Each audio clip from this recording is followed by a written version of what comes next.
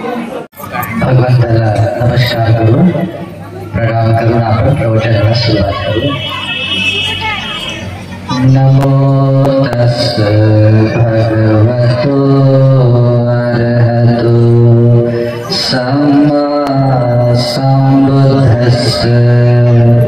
नमो तस् भगवतो अरहतो सम्मा सम्बुद्धस्स.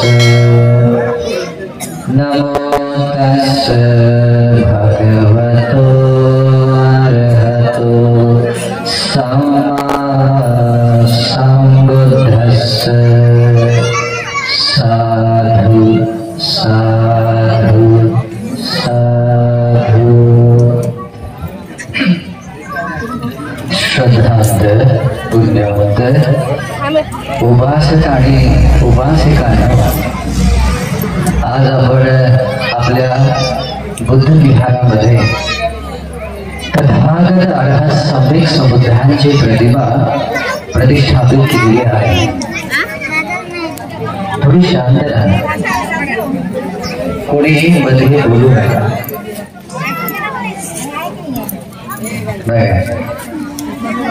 सगळे शांत राहा,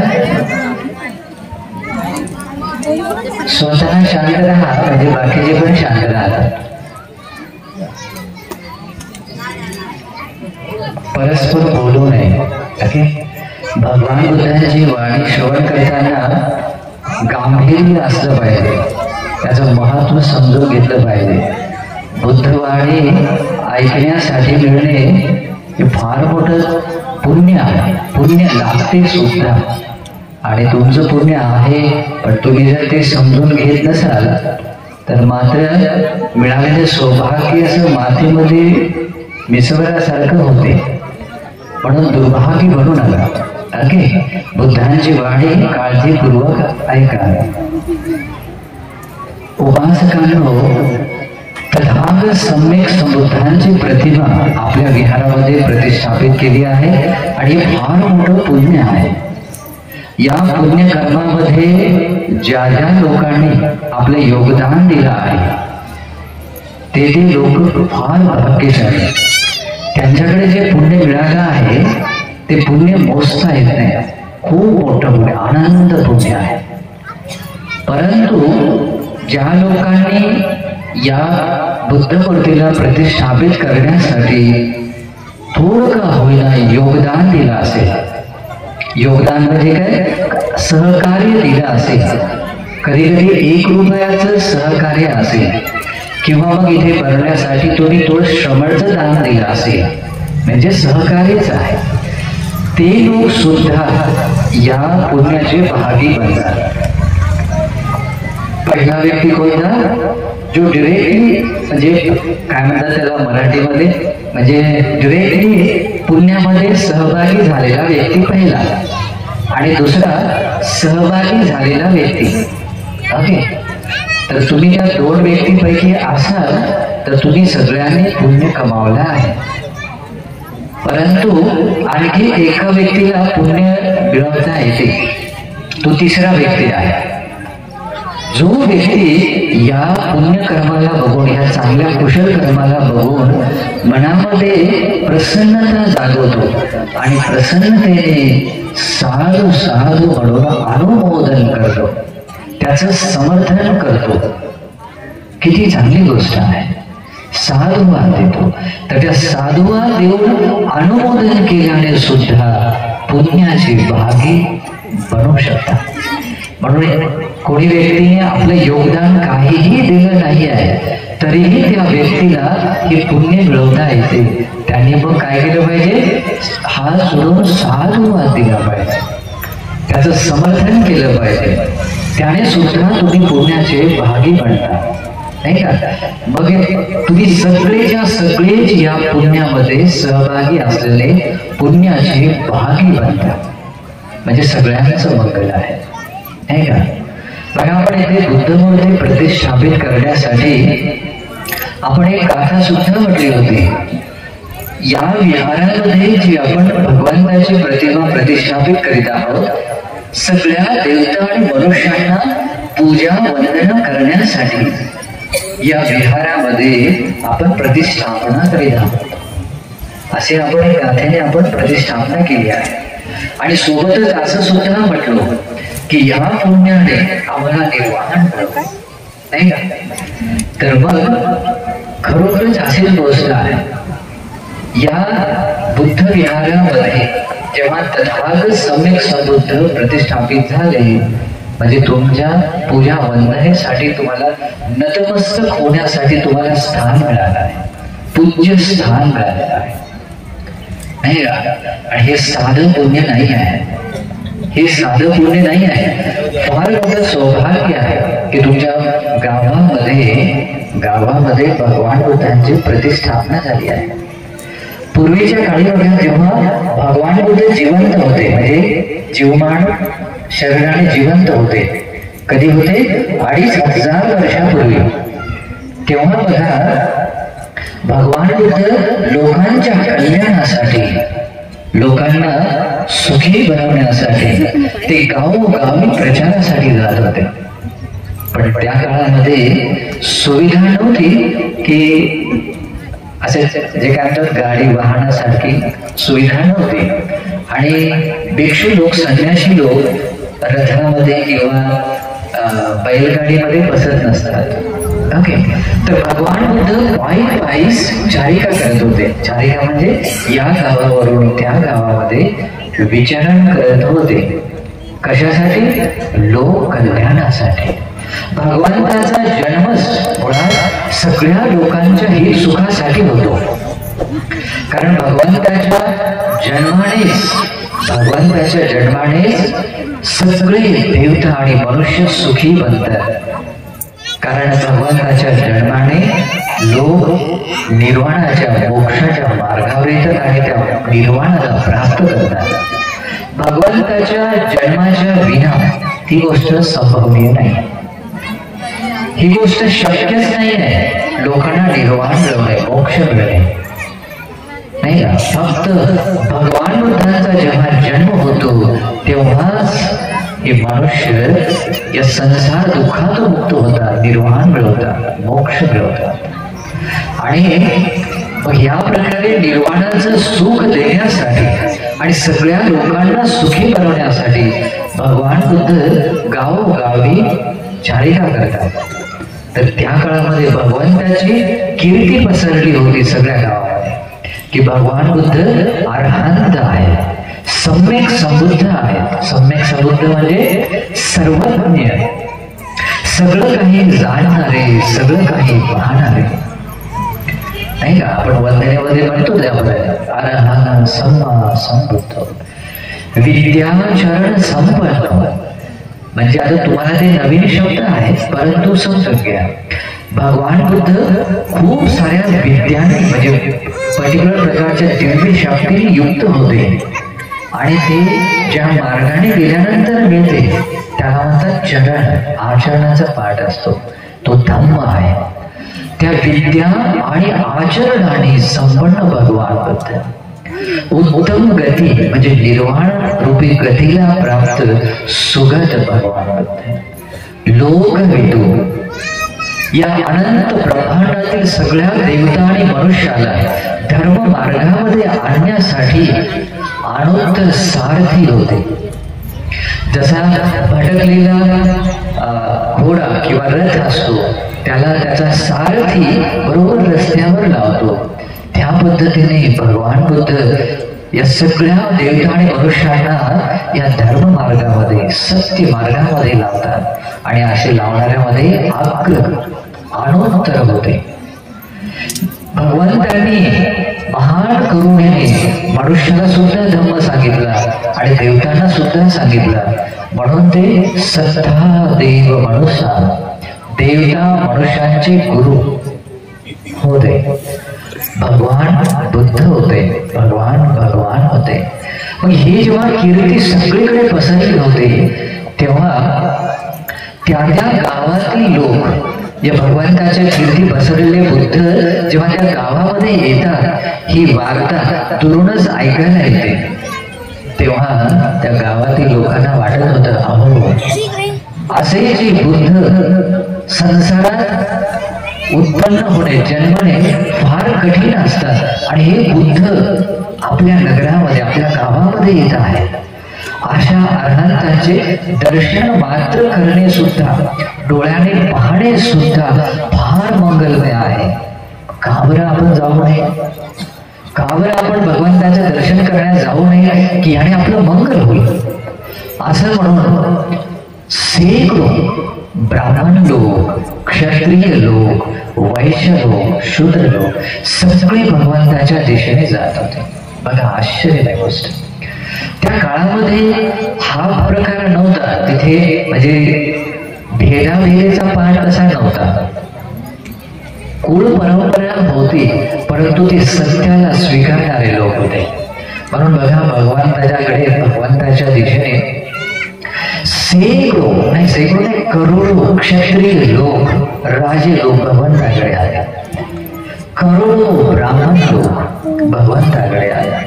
करोडो वैश्य लोक आणि अन्य कुळातील लोक सुद्धा भगवंताकडे आले.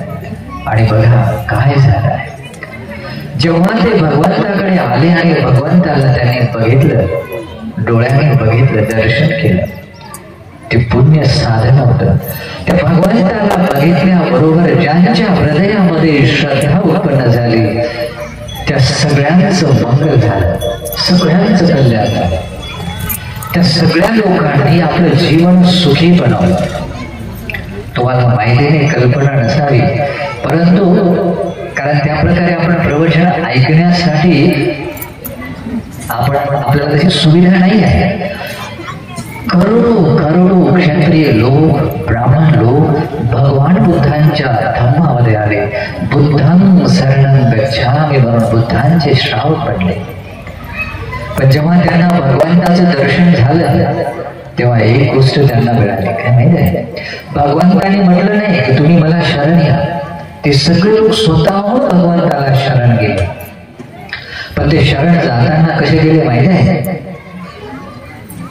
ते भगवंताला शरण जाताना त्यांच्यामध्ये एक समजदारी होती. कशा प्रकारे? ते म्हणत होते की जशी एखादी झाकलेली वस्तू आहे, कशाने? कपड्याने किंवा झाकलेली वस्तू आहे, तर हे आपल्याला ओळखता येईल का त्या झाकलेल्या वस्तूमध्ये काय आहे?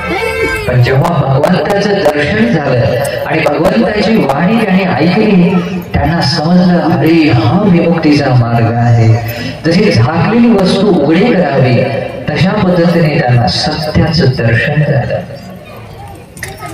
झाकलेली वस्तू उघडी करावी त्या पद्धतीने. एखादा माणूस खूप दिवसापासून भटकला आहे, रस्ता मार्ग भटकला आहे, तर त्या भटकलेल्या माणसाला कोणी योग्य रस्ता सांगावा आणि हा रस्ता आहे तुझ्या घराकडे जाण्याचा. तशा पद्धतीने त्यांना समज येत होते. जसे भटकलेल्या माणसाला कोणी सरळ रस्ता सांगावा त्या पद्धतीने त्यांना धम्माचा, सत्याचा मार्ग मिळतो. जसा अंधाऱ्या खोलीमध्ये कोणी तेलाचा जर दिवा लावला तर त्या अंधाराच्या खोलीमध्ये जी वस्तू आहे ते डोळे असणारा माणूस सगळं काही पाहतो. डोळे नसणारा माणूस नाही पाहू शकत. आंधळ्या माणसाला दिसत नाही, पण डोळे असणाऱ्या माणसाला जर त्या अंधाराच्या खोलीमध्ये कोणी तेलाचा दिवा लावला काय होते? तिथल्या सगळ्या वस्तू दिसून येतात. त्याच पद्धतीने त्यांना या धम्माचं, सत्याचं दर्शन होते. आणि ते म्हणत होते की भगवान अशाच पद्धतीने तुम्ही आम्हाला धम्म सांगितलं आहे आणि म्हणून आम्ही भगवान बुद्धाला शरण जातो, धम्माला शरण जातो, संघाला शरण जातो.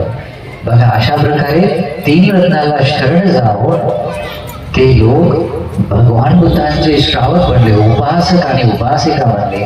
कोणी लोक भिक्खू बनले, कोणी लोक भिक्खुनिया बनले. अशा पद्धतीने जेव्हा एखादं विहार दिसते त्या विहारामध्ये येताना घरून जेव्हा ते एक पाऊल टाकतात की मी बुद्ध विहाराकडे जाणार, तेव्हा त्यांच्या हृदयात फार प्रीती असते, आनंद असतो. फार आनंदाने बुद्ध विहाराकडे येतात. विहारामध्ये पाय ठेवण्याच्या पूर्वी हात जोडतात. का जोडतात? कारण त्यांच्या मनात श्रद्धा असते, अरे मी त्या ठिकाणी जात आहे ज्या ठिकाणी भगवान बुद्ध राहतात. मी पाय ठेवण्याच्या अगोदर माझे हात जोडले पाहिजे. म्हणून प्रत्येक बौद्ध लोक असे करतात. भिक्षू लोक जेव्हा दिसतात तर जिथून दिसतात ते हात जोडून येतात. कधी एखादे भंतेजी जात असतील तर त्यांना बरोबर मार्ग देतात. दोन्ही रस्त्याच्या बाजूला हात जोडून असे उभे राहतात. काय श्रद्धा असते त्या लोकांमध्ये. आपल्याला त्यांच्याकडे तसे फोटो किंवा तसे व्हिडिओज बघितल्यानंतर वाटते की अरे आपल्याला जर आपल्याकडे असे लोक असते तर किती छान आहे. पण आपल्याला माहिती नाही की ही श्रद्धा येते कशी, नाही का. मग आपल्याला हे शिकता आलं पाहिजे. धम्म इथूनच सुरुवात होते. बघा बाबासाहेबांनी एक म्हटलं होतं, बाबासाहेबांनी हा धम्म आपल्याला देताना एक वाक्य म्हणाले होते. काय म्हणाले होते? मी जे तुम्हाला हा धम्म दिलेला आहे तो धम्म काही तुमच्या गळ्यामध्ये बडकं अडकून दिलं नाही आहे. तुमच्यावर मी जबाबदारी देत आहे. तुमच्यावर मी जबाबदारी देत आहे. म्हणजे फक्त काही एक ओझं म्हणून दिलं नाही आहे. आणि तुम्ही जर ते व्यवस्थित सांभाळलं नाही आहे, म्हणजे त्याला जर ती जबाबदारी तुम्ही पूर्ण केली नाही तर दुसरे लोक म्हणजे कोणते, म्हणजे बाहेरचे कोणते बौद्ध लोक असतील किंवा मग दुसरे धर्माचे लोक पण असतील, ते असं म्हणते की या महाराणी बौद्ध धर्म वाढवला नाही का. म्हणून आपल्या सगळ्यांची जबाबदारी आहे. आपली जबाबदारी आहे बाबासाहेबांनी दिलेली जबाबदारी. आणि ही जबाबदारी दिल्यामुळेच आज आपण इथे आहोत. नाहीतर तुम्ही कल्पना करू शकत नाही आपण कुठे असतो. ओके. बाबासाहेबांच्या अनंत उपकाराने आपल्याला हा धम्म मिळाला आहे. आपण जे खातो आहे, जे सन्मानाने जगतो ते बाबासाहेबांमुळे आहे, नाही का. मग आपली जबाबदारी आहे, पण ती जबाबदारी आपण समजून घेत नाही. जबाबदारीने आपण जर बुद्ध विहारामध्ये गेलो, तसं बाबासाहेबांनी आणखी एक म्हणलं होते, प्रत्येक बौद्ध व्यक्तीने कमीत कमी, म्हणजे जर समजा नोकरी करणारे व्यक्ती असतील त्यांनी कमीत कमी रविवारी का होईना बुद्ध विहारात गेलेच पाहिजे. ही जबाबदारी दिली आहे. परंतु जो ओरिजिनल बौद्ध असतो तो माणूस फक्त रविवारीच नाही, तो दररोज एकही दिवस खाली न सोडता दररोज बुद्ध विहारामध्ये जातो. दररोज एकदा का होईना बुद्ध विहारात जातोच. ओके. आणि आपण बघा बुद्ध विहाराकडे बघत पण नाही आहे, नाही का. आपण तो निवडतो मार्ग जिथे एकदम छोटीशी गोष्ट असते, त्या माकडासारखा, नाही का, एक डझन केळी निवडण्यासारखा. पण ज्याच्यामध्ये फार अनमोल गोष्ट होती, किमतीची गोष्ट होती, ती मात्र निवडत नाही. पण बौद्ध लोक असं करत, त्यांना महत्व समजते. भगवान बुद्ध मिळण्याचं महत्व समजते, धम्मसंघ मिळण्याचं महत्व समजते. आणि म्हणूनच ते लोक दररोज दिवसातून कमीत कमी 2 वेळेस भगवंताच्या दर्शनासाठी येतात. तुम्हाला माहिती आहे बौद्ध देशातील लोक सकाळी 3 वाजता, महिला लोक खास करून, पुरुष लोक पण उठतात, सकाळी 3 वाजता उठतात. आपण कधी उठतो का? पण ते सकाळी 3 वाजता उठून काय करतात माहिती? भिक्षू लोकांना भोजन दान देण्यासाठी भोजन बनवतात. एवढी श्रद्धा असेल. सकाळी 3 वाजता उठतात. त्या थायलंड सारख्या देशामध्ये 3.5 लाख बौद्ध भिक्षू लोक आहेत. सकाळी 6:30 वाजता जेव्हा तुम्ही बाहेर निघता, सगळ्या गावामध्ये, किती मोठं शहर असो, सगळीकडे भिक्षू लोक भिक्षा पात्र हातात घेऊन चारिकेला निघताना दिसतात. आणि तिथला प्रत्येक माणूस त्या बौद्ध भिक्षूला आपल्या श्रद्धेनुसार, गरज नाही की तुम्ही खूप मोठं द्या, छोटस का असेल, पण प्रत्येक माणूस त्या भिक्षूंच्या भिक्षा पात्रामध्ये आपलं भोजन दान देतात. ही आपली परंपरा आहे. ही बाबासाहेबांनी दिलेली जबाबदारी आहे. म्हणून बाबासाहेबांनी जबाबदारी देताना असं पण म्हटलं होतं की तुम्हाला जर या धम्माला समोर न्यायचं असेल, तुम्हाला जर समोर न्यायचं असेल तर एक आणखी कर्तव्य आहे, तुमच्या कमाईचा 20वा हिस्सा तुम्ही दान दिला पाहिजे, नाही का? पण आता तेवढं आपण करू शकत नाही आणि घेण्यासाठी लोक सुद्धा येत नाही आणि कोणी आलेच तर देण्याचं मन पण होत नाही.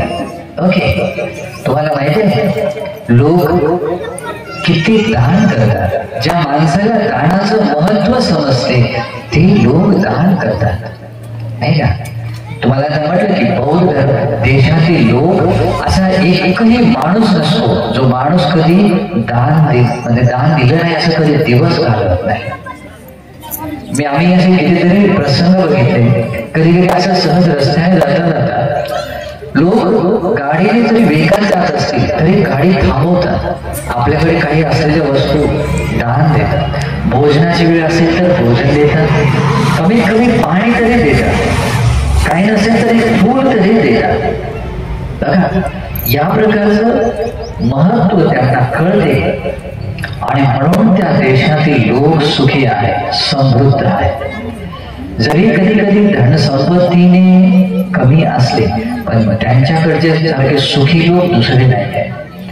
किती शांतीने जीवन करतात आणि हा धम्म आहे, भगवंताच्या धम्माचं महत्व असंच आहे. पण आपल्याला कळत नाही. आपल्या नगरामध्ये भगवान बुद्ध आहे.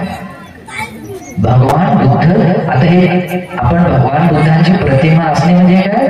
भगवान बुद्धच आहे, पण ती श्रद्धा, ती फिलिंग्स आली पाहिजे, ती भावना तुमच्या मनात आली पाहिजे. आपल्या गावामध्ये भगवान बुद्ध आहे आणि जेव्हा तुमच्या मनात ही श्रद्धा असते तेव्हा तुमच्या मनामध्ये येते की अरे मला भगवंताला भेटण्यासाठी, भगवंताच्या दर्शनासाठी, भगवंताच्या सेवेसाठी मला गेलं पाहिजे, नाही का?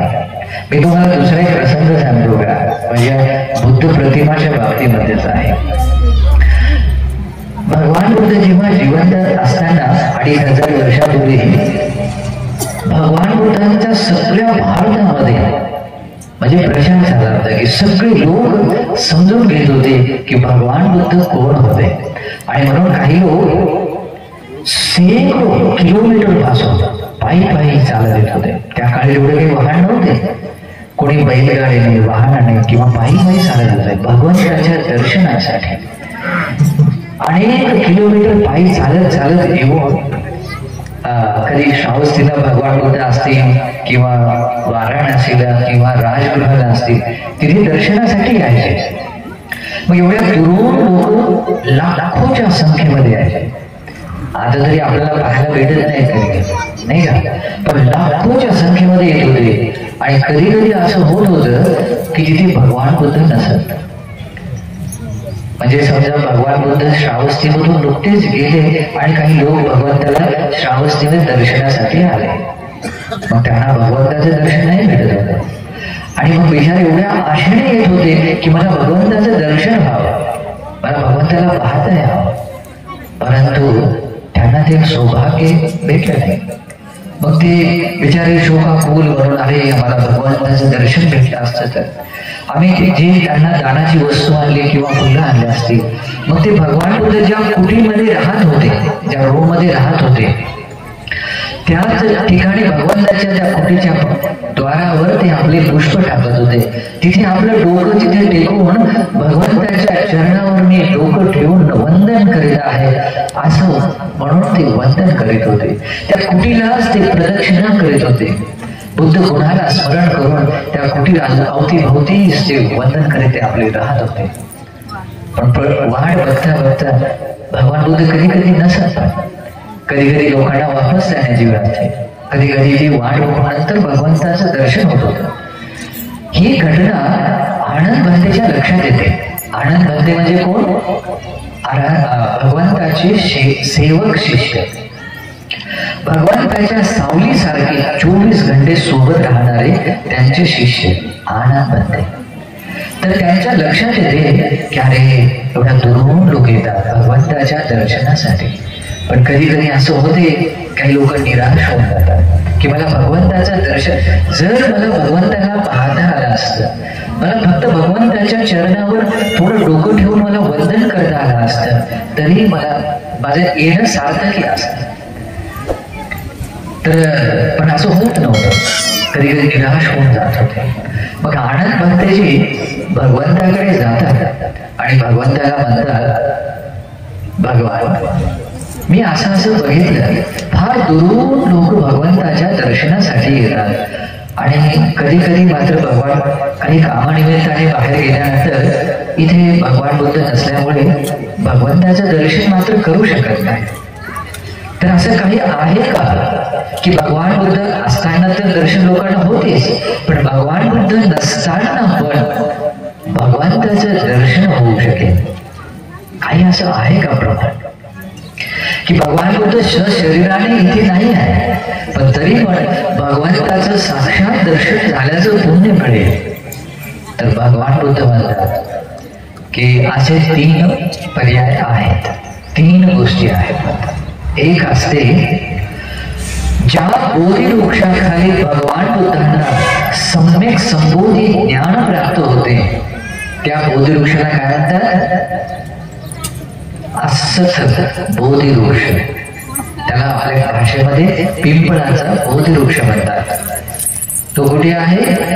बुद्ध गेला आहे, आज पण आहे, भगवंताची साक्ष देणार आहे.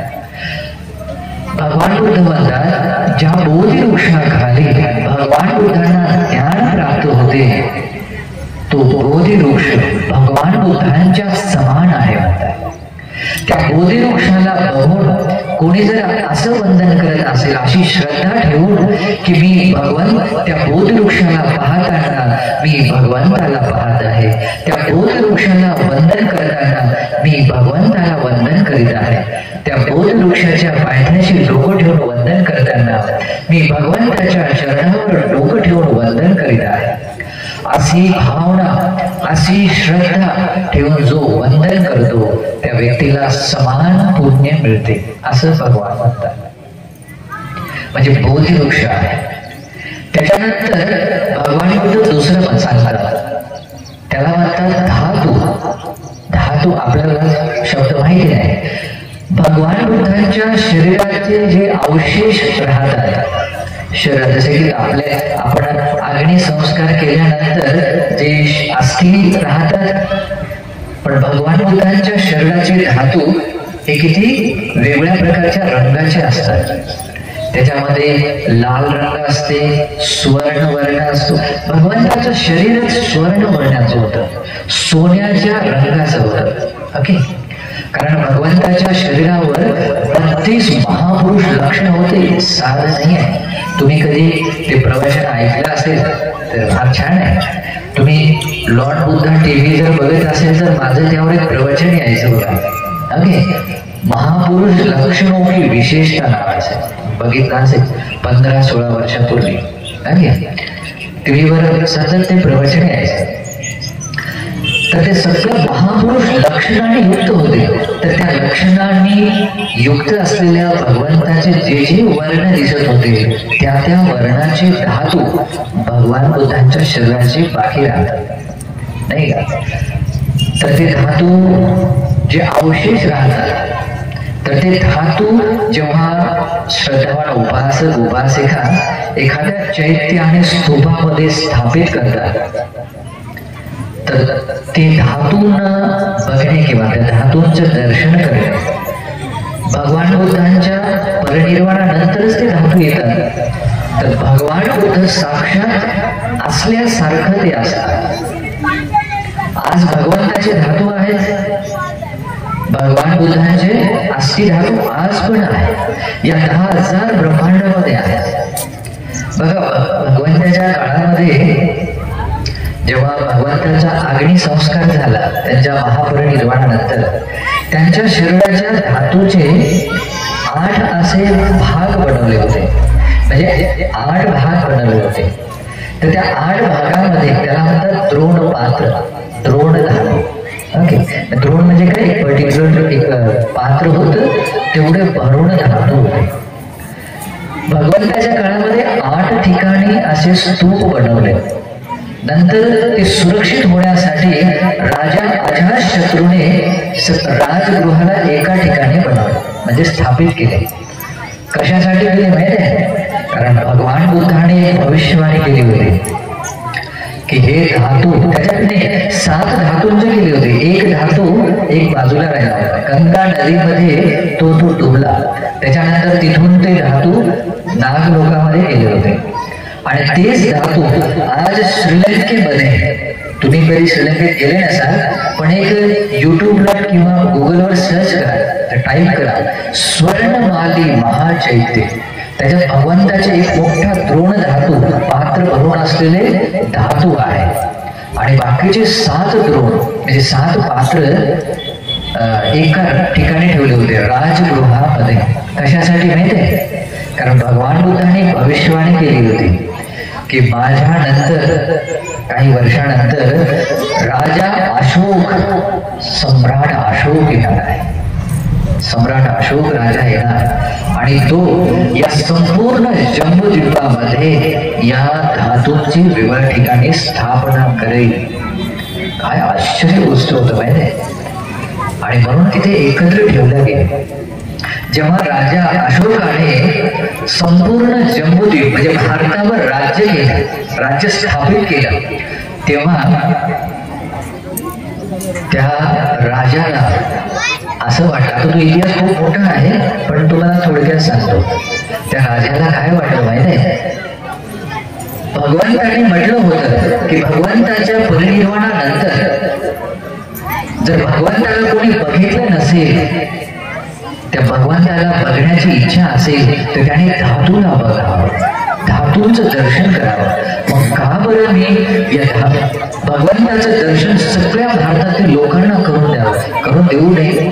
आणि म्हणून त्यांनी काय केलं माहिती आहे? 84,000 स्तूप बनवले. किती? 84,000 स्तूप.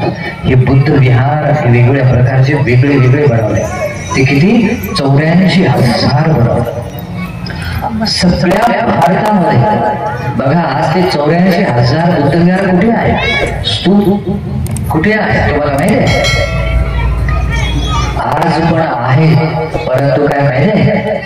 भरपूर असे विहार आहेत ते आज मंदिरामध्ये कन्व्हर्ट झाले आहे. त्याच्यावर दुसऱ्या लोकांनी कब्जा केला आहे. त्यांच्याचं नाव घेणं बरं नाही, कुणाला दुःख होईल नाही का? आज बुद्धगया सुद्धा बघा, ते पण दुसऱ्याच्याच ताब्यात आहे नाही का? दुर्भाग्य आहे. तर 84,000 स्तूप सम्राट अशोकाने बनवले होते. कशासाठी?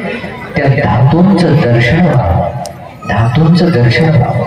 आणि म्हणून भगवंताने म्हटलं होतं की धातूंचं दर्शन करणे म्हणजे भगवंताचं दर्शन करणे आहे. आणि खरोखरच आज संपूर्ण विश्वामध्ये भगवंताचे धातू आहे. सगळ्यात जास्त धातू कुठे आहेत तुम्हाला माहिती आहे? श्रीलंका देशामध्ये. तुम्ही कधी बघितले नसेल, आमचे जे गुरु आहे श्रीलंकेमध्ये, गुरुजींचे जवळपास 80 सेंटर्स आहे. सेंटर म्हणजे बुद्ध विहार आहे.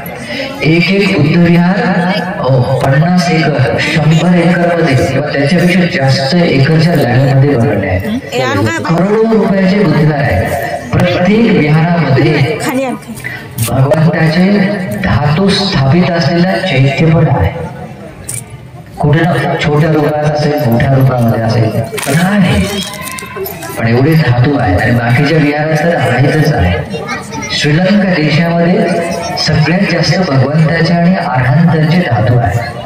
त्याच्यानंतर थायलंडमध्ये, त्याच्यानंतर बर्मा म्हणजे म्यानमार देशामध्ये, आणि त्याच्यानंतर बाकी देशामध्ये सुद्धा आहे.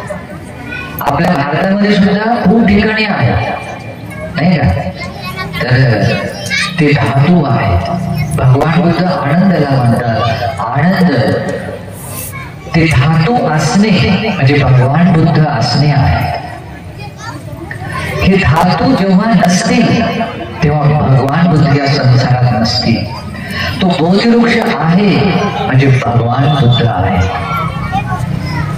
आज जो बोधिवृक्ष आहे तो बोधिवृक्ष संसारामध्ये आहे म्हणजे भगवान बुद्ध आज पण आहे.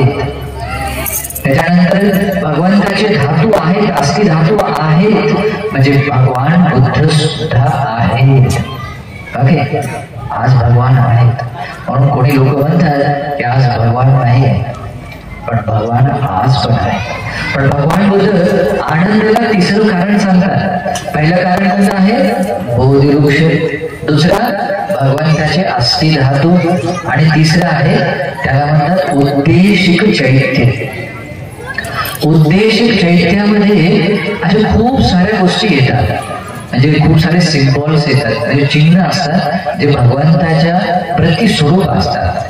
आणि त्याच भगवंताच्या प्रतिस्वरूप असलेल्या सिम्बॉल्स मध्ये म्हणजे भगवंताची प्रतिमा सुद्धा आहे. आपण प्रतिमाला पाहतो तर आपण काय म्हणतो? भगवान बुद्ध आहे, भगवान बुद्ध आहे. आणि म्हणूनच बघा, सम्राट अशोकाने आणि त्यांच्या नंतर सुद्धा अनेक बौद्ध राजांनी अनेक प्रकारच्या ज्या विहारामध्ये भगवंताच्या प्रतिमा स्थापित केल्या. लेण्यांमध्ये दगडांना कोरून त्याच्यामध्ये भगवंताच्या प्रतिमा बनवल्या, नाही का? त्या प्रतिमाला बघणे म्हणजे भगवंताला बघणे आहे. आणि आनंदाला म्हणतात. आनंद हे 3 स्थान आहे, ज्या स्थानी जिथे भगवान बुद्ध सशरीराने जरी नसतील तरीही ती व्यक्ती भगवंताचं दर्शन करू शकतात. म्हणजे आता मी पॉइंटला येतो तुम्हाला. आपल्या गावामध्ये भगवान बुद्धांची प्रतिमा प्रतिष्ठापित केली आहे, भगवंताची प्रतिमा स्थापित केली. आता हे पूर्ण विहार काय बनलं? भगवंताची कुटी बनली आहे, भगवंताचं विहार बनलं आहे. म्हणजे भगवान बुद्ध साक्षात जीवमान असल्यासारखे आहेत. मग आता भगवान बुद्ध आपल्या विहारामध्ये आहे, मग आपल्याला भगवंताचं दर्शन घेता आलं पाहिजे. पण आपल्याला कळालंच नाही आहे की भगवंताच्या दर्शनाने मला काय मिळते. भगवंताच्या दर्शनाने काय मिळते कळालंच नाही आहे, तर आपण जाईल का विहारात? नाही जात. आणि कळत नाही म्हणूनच जात नाही. जे लोक प्रवचन ऐकतात, ज्या लोकांकडे प्रज्ञा आहे, ते लोक भगवंताकडे येतात, भगवंताकडे येतात. कधी कधी बघा, शेकडो किलोमीटर का असे ना काही नाही चालत जातात. तुम्हाला माहित आहे बौद्धगया या ठिकाणी किती देश विदेशातून लोक येतात, सगळ्या जगातून लोक त्या ठिकाणी येतात. कशासाठी येतात माहिती आहे? भगवंताचं दर्शन. त्या बोधिवृक्षाला बघून मला साक्षात भगवंताला पाहता यावं, नाही का? चीनमध्ये लोक, जपानमध्ये, तिब्बतमध्ये लोक, Thailand, Burma, Cambodia, Laos, Sri Lanka, सगळ्या देशातून लोक येतात. त्या देशातील लोकांची एक श्रद्धा असते, मृत्यू येईपर्यंत किंवा मृत्यूच्या अगोदर एकदा का होईना मी त्या ठिकाणाला एकदा का होणार भेटून येणार, दर्शन करून येणार. आणि अशी श्रद्धा ठेवून ते तिथेच जातात. आणि ही श्रद्धा त्यांना खूप काही देऊन जाते. मग आपल्या गावामध्ये भगवान बुद्ध आहेत, मग असून सुद्धा मग आपण दर्शन का बरं घेत नाही? का बरं आपल्या मनात येत नाही की मला बुद्धघरात जायला पाहिजे? तर आपल्याला त्याचं महत्व कळत नाही, महत्व कळत नाही. आणि म्हणून मनात येत नाही की मला विहारात जायला पाहिजे, नाही का? मी तुम्हाला एक प्रसंग सांगतो बघा. तो प्रसंग आहे राजगृहामधला. भगवंताच्या परिनिर्वाणानंतरचा काळ आहे, जिथे भगवंताचा स्तूप बनवला, त्यांच्या धातूवर एक स्तूप बनवला होता. तर त्या स्तूपाच्या बाजूला थोड्याशा अंतरावर एका छोट्याशा नगरामध्ये एक काम करणारी एक स्त्री होती. साधारण म्हणजे म्हातार वयापर्यंत होती, 50-60 वर्षाची एक म्हातारी स्त्री. ती शेतामध्ये दिवसभर काम करायला जाते, शेतामध्ये दिवसभर काम करते. आणि दिवसभर काम करून डोक्यावर काहीतरी थोडं सामान घेऊन ती, जसं आपण पण शेतातून येतो, तर येताना तिला येताना रस्त्याच्या बाजूला साधे फुलं दिसतात तिला, काहीचे छोटेसे, जसे की कोळसणीची फुलं असतात त्या टाईपचे पिवळ्या रंगाचे छोटेसे फुलं दिसतात. त्या फुलांना बघितल्यानंतर तिच्या मनात श्रद्धा येते, अरे मी ही फुलं जर भगवंताला दिली तर भगवंताची या पुष्पाने पूजा केली तर किती छान आहे. मग ती काय करते, ते त्याच्यामध्ये फक्त 4 फुलं तोडते. साधारण स्त्री आहे, त्याच्यामध्ये 4 फुलं तोडते. त्या फुलांना बघितल्या बरोबर मनात येतात भगवान बुद्ध आठवतात आणि बुद्ध गुणांना स्मरण करत करत ती मग ती तोडते फुलं आणि तोडून त्या चैत्याकडे जाते, त्या स्तूपाकडे जाते. बुद्ध गुणाला म्हणते इथे पिसो भगवा अरहं सम्मा संबुद्धो. मनातल्या मनात बुद्ध गुण बुद्ध वंदना म्हणत म्हणत त्या विहाराकडे जाते. पण रस्त्याने जात असताना एक फार वेगाने गाय येते. म्हणजे काय म्हणतात त्याला, त्या गायीच्या नाकात वारं गेलं असेल, पण ती गाय खूप वेगाने येते आणि त्या स्त्रीला धडक देऊन टाकते. म्हणजे तिला ठोकर मारते. ती गाय फार वेगात असल्यामुळे ती म्हातारी बिचारी तिथेच पडते आणि खूप म्हणजे जखमी होते. पण त्या सिच्युएशन मध्ये, त्या अवस्थेमध्ये सुद्धा तिला फक्त भगवान बुद्धच आठवतात. अरे मला भगवंताच्या चरणावर हे पूर्ण ठेवून वंदन करता आले असते तर किती छान, असे मनात विचार करते आणि प्रसन्न मनाने ती आपला देह सोडते. म्हणजे तिला मृत्यू येतो, ती वाचत नाही, तिला मरण येते. पण मृत्यूनंतर ती तावतीच देवलोकामध्ये उत्पन्न होते. कोणत्या लोकामध्ये? तावतीस नावाचं देवलोक आहे. त्या देवलोकामध्ये तिचा जन्म होतो. त्या देवलोकामध्ये तिला राहण्यासाठी अतिशय दिव्य भवन असते. म्हणजे असं आपलं पुराणाचं घर नाही बरं, अतिशय दिव्य असं क्रिस्टलमध्ये असलेलं दिव्य राहण्याचं भवन, त्याला पालीमध्ये विमान म्हणतात. दिव्य भवन त्याला म्हणते.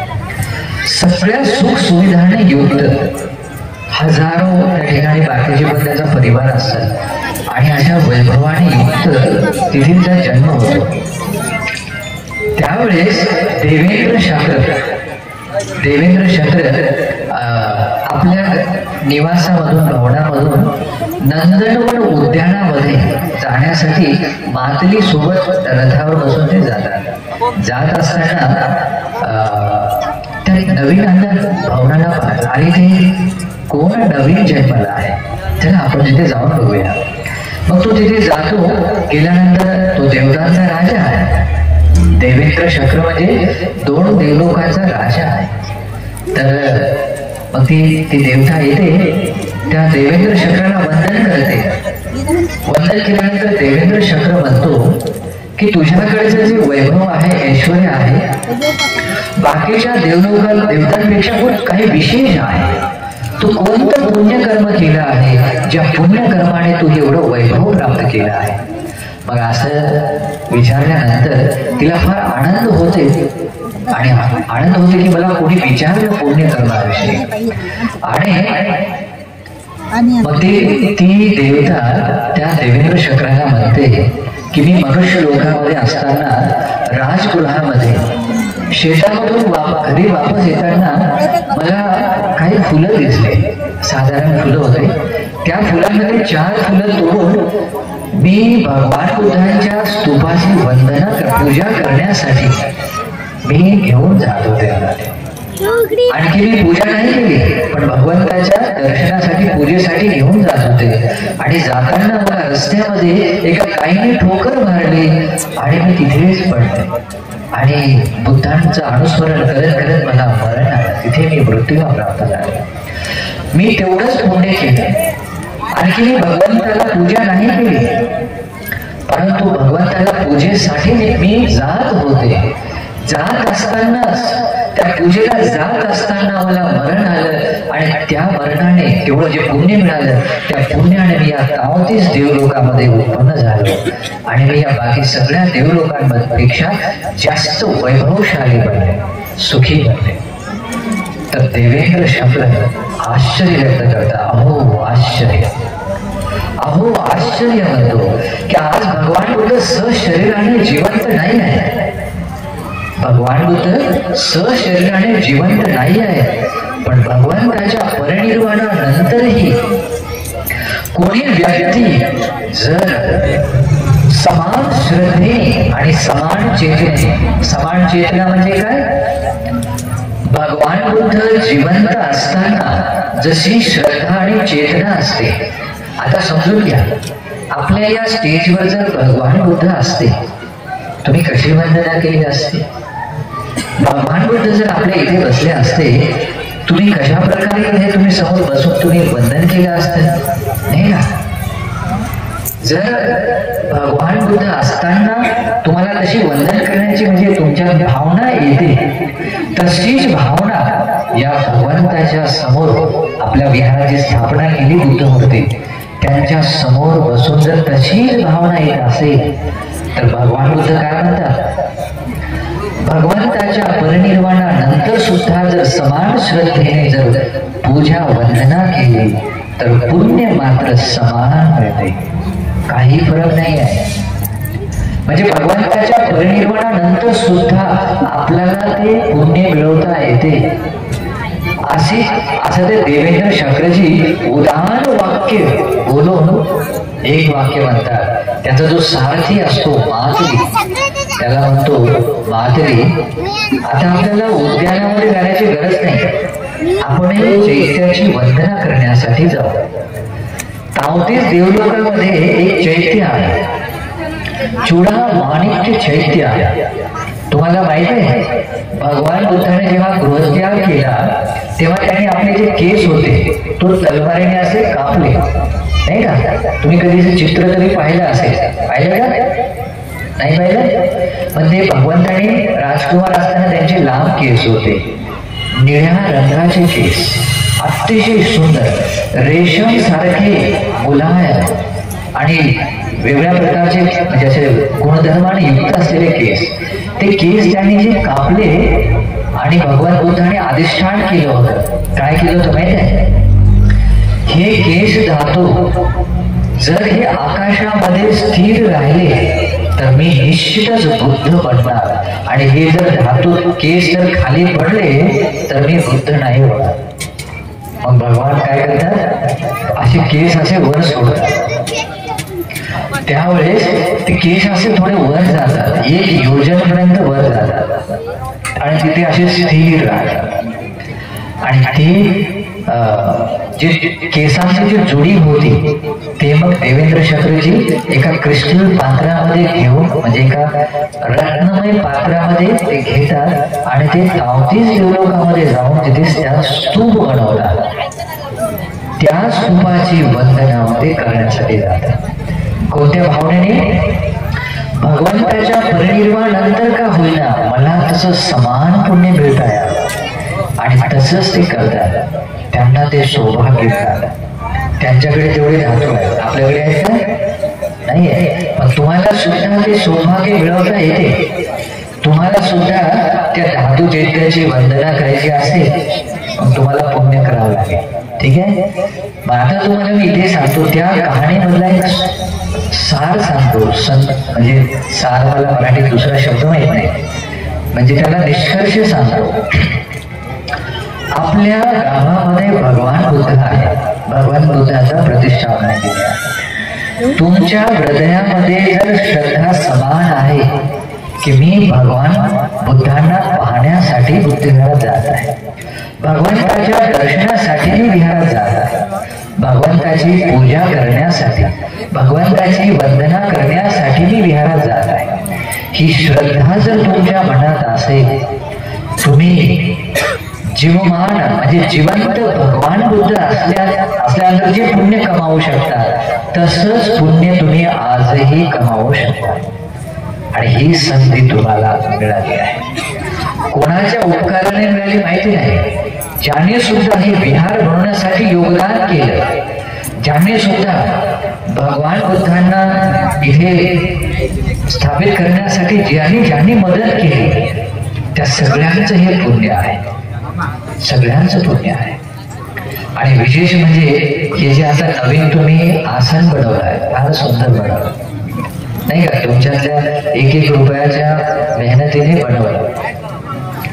भगवंतासाठी तुम्ही जर आसन बनवलं ते साधं पुण्य नाही आहे, फार मोठं पुण्य, मोजता येत नाही एवढं पुण्य आहे. भगवंताला कोणी जर आसन दान दिलं तर काय होते माहिती आहे तुम्हाला? याचं किती म्हणजे किती लांब आहे तुम्ही कल्पना करू शकता. आता सांगण्यासाठी वेळ पण कमी आहे. ओके, परंतु भगवंताला कोणी जर बसण्यासाठीचं आसन दान दिलं ते पुण्य साधन आहे. त्या पुण्यकर्माने काही मिळणाऱ्या गोष्टी तुम्हाला सांगतो. ज्या कुळामध्ये भगवान बुद्ध जन्म घेतात त्या कुळामध्ये जन्म घेण्याचं सौभाग्य आपल्याला मिळते. कारण ते भगवंताला बनवलेलं आसन आहे. त्याच्यानंतर भगवंताला आसन बनवल्यानंतर तुम्हाला राहण्यासाठी एकदम दिव्य भवन मिळते. तुम्हाला मनुष्य लोकात तुमचा जन्म झाला, राहण्यासाठी आलिशान राजमहल सारखं तुम्हाला एक राहण्यासाठी घर मिळते.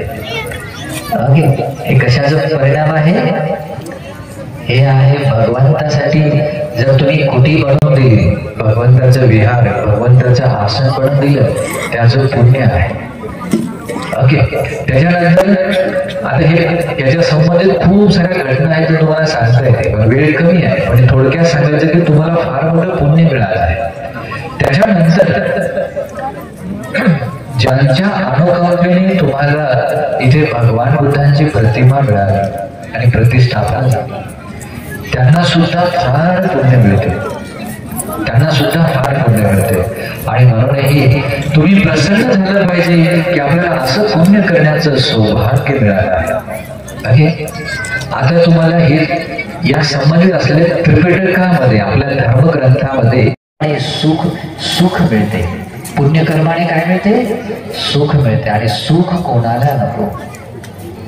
बघा, एकीकडे आपल्याला खूप पुण्य मिळणारच ठिकाण आहे, जसं की हे विहार आहे, आणि दुसरीकडे दुसरे 1000 रुपये मिळणारं ठिकाण आहे. आपण मग कुठे जातो? 1000 रुपये मिळतात तिथे. परंतु आपण तिथे गेलो पाहिजे जिथे पुण्य आपल्याला आनंद मिळते, नाही का? आणि म्हणूनही आपण बुद्ध विहारात गेलंच पाहिजे. बुद्ध विहारात गेल्यानंतर श्रद्धा उत्पन्न करून तुम्ही थोडंसं वंदन मात्र जरी केलं तरी तुमच्या जीवनात एवढं पुण्य मिळते की तुमच्या जन्मामध्ये तुम्ही ते पुण्य वापरून सुखी बनवू शकता. एवढं तुमचं पुण्य कल्याण करू शकते. तुमच्याकडे करोड रुपये आहेत किंवा लाख रुपये आहेत, त्या लाख रुपयामध्ये